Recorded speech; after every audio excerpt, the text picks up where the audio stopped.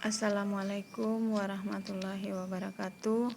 Selamat pagi untuk anak-anak ibu, khususnya kelas 7. Mudah-mudahan pada kesempatan ini dalam keadaan sehat.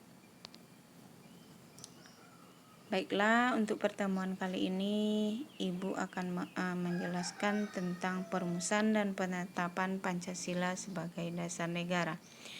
Di mana di sini materi esensialnya perumusan Pancasila sebagai dasar negara. 1. Pembentukan BPUPKI. 2. Perumusan dasar negara. Latar belakang pembentukan BPUPKI. Pembentukan BPUPKI. Sidang BPUPKI. Sebelum ibu melanjut ke yang lebih lanjutnya, ibu akan menjelaskan terlebih dahulu apa itu BPUPKI.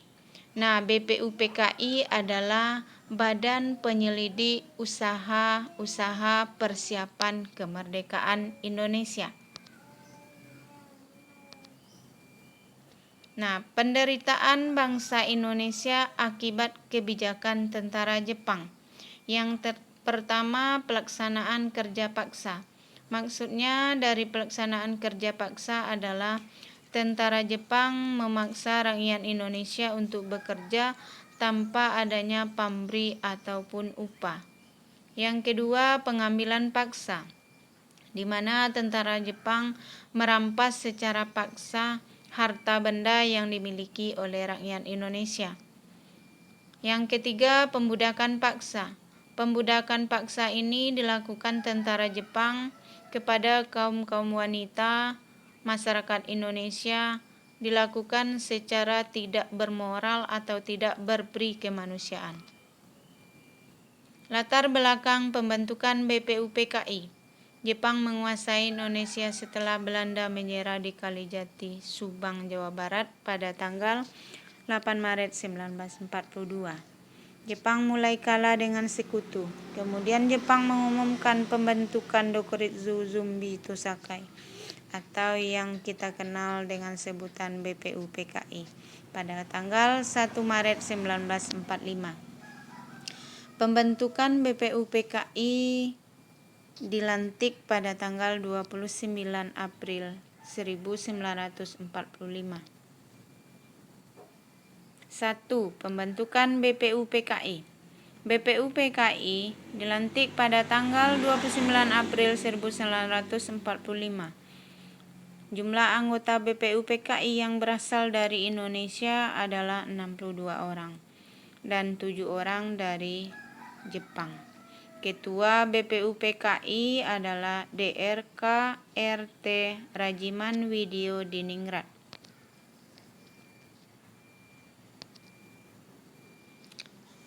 Selanjutnya, perumusan dasar negara.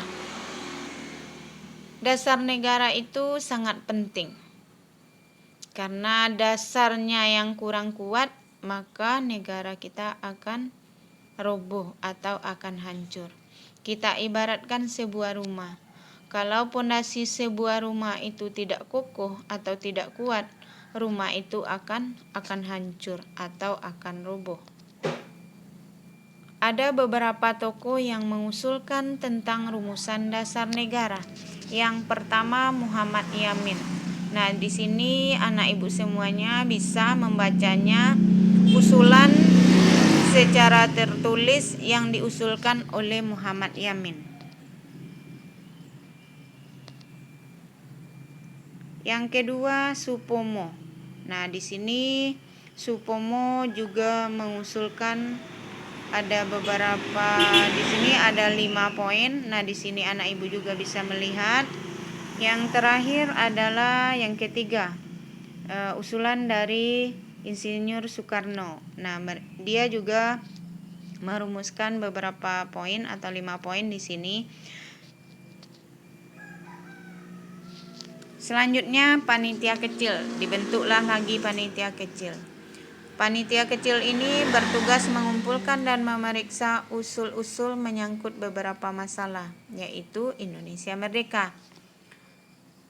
Anggotanya 8 orang. Di situ ada Insinyur Soekarno sebagai pemimpin. Nah, sampai yang terakhirnya bisa dilihat di sini. Yang terakhir di situ Muhammad Hatta. Anak ibu bisa melihatnya dan membacanya secara jelas. Selanjutnya dibentuk lagi yang namanya Panitia 9. Panitia kecil mengadakan rapat dan membentuk lagi satu panitia kecil dengan sebutan Panitia 9 yang beranggotakan Insinyur Soekarno sebagai ketua, Muhammad Hatta, dan di sini banyak lagi ada Muhammad Yamin, A.A. Maramis. Nah, di sini anak ibu juga bisa membacanya biar lebih mudah untuk dipahami.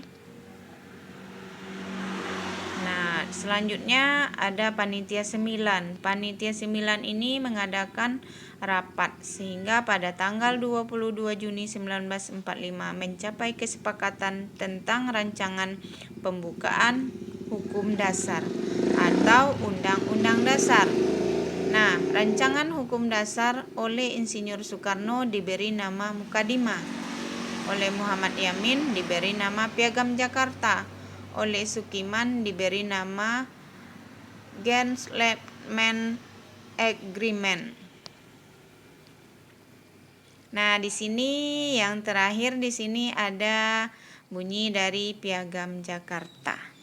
Nah, anak ibu di sini bisa dilihat ya dan dibaca.